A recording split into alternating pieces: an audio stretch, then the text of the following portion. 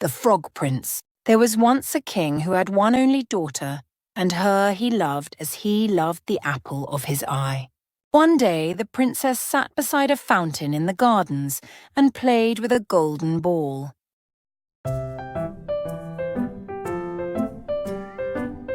She threw it up into the air and caught it again, and the ball shone and glittered in the sunshine, so that she laughed aloud with pleasure. But presently as she caught at the ball, she missed it, and it rolled across the grass and fell into the fountain. There it sank to the bottom. The princess tried and tried to reach it, but she could not. Then she began to weep, and her tears dripped down into the fountain. "Princess, princess, why are you weeping?" asked a hoarse voice. The princess looked about her, and there was a great squat green frog sitting on the edge of the fountain. "I am weeping, Froggy, because I have dropped my ball into the water and I cannot get it again," answered the princess. "And what will you give me if I get it for you?" "Anything in the world, dear frog, except the ball itself," "I wish you to give me nothing, princess," said the frog. "but if I bring back your ball to you, will you let me be your little playmate? Will you let me sit at your table and eat from your plate and drink from your mug and sleep in your little bed?" "Yes, yes," cried the princess. She was very willing to promise, for she did not believe the frog could ever leave the fountain or come up the palace steps. "Very well, then that is a promise," said the frog, and at once he plunged into the fountain and brought back the ball to the princess in his arms. The little girl took the ball and ran away with it without even stopping to thank him. That evening the child sat at supper with her father, and she ate from her golden plate and drank from her golden mug, and she did not even give a thought to the frog down in the fountain. Presently there came a knocking at the door, but it was so soft that no one heard it but the princess. Then the knocking came again, and a hoarse voice cried, King's daughter, let me in. Have you forgotten the promise you made me by the fountain?" The princess was frightened. She slipped down from her chair and ran to the door and opened it and looked out. There on the topmost step sat the great green frog. When the princess saw him, she shut the door quickly and came back to the table, and she was very pale. "Who was that at the door?" asked the king. "It was no one," answered the princess. "But there was surely someone there," said the king. "It was only a great green frog from the fountain," said the princess.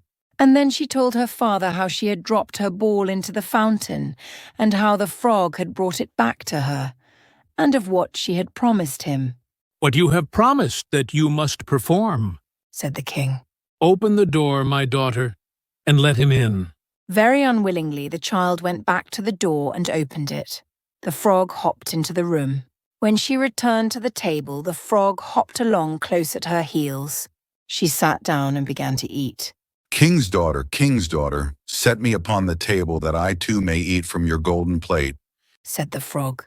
The princess would have refused, but she dared not because of what her father had said.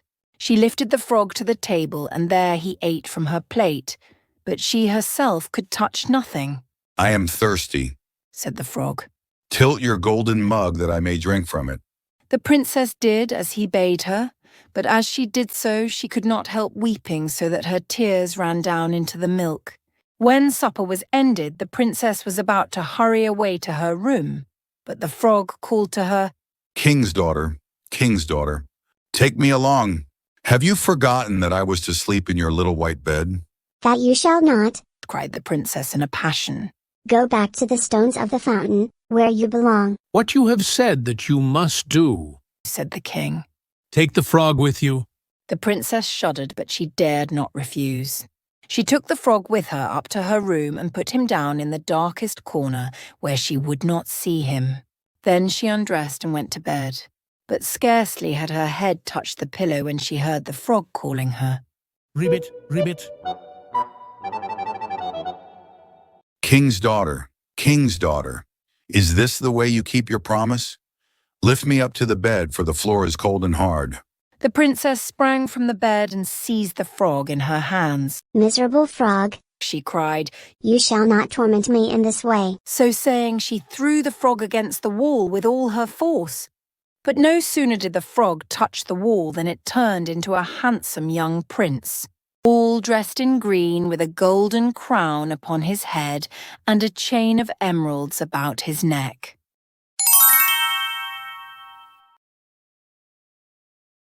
The prince came to her and took her by the hand.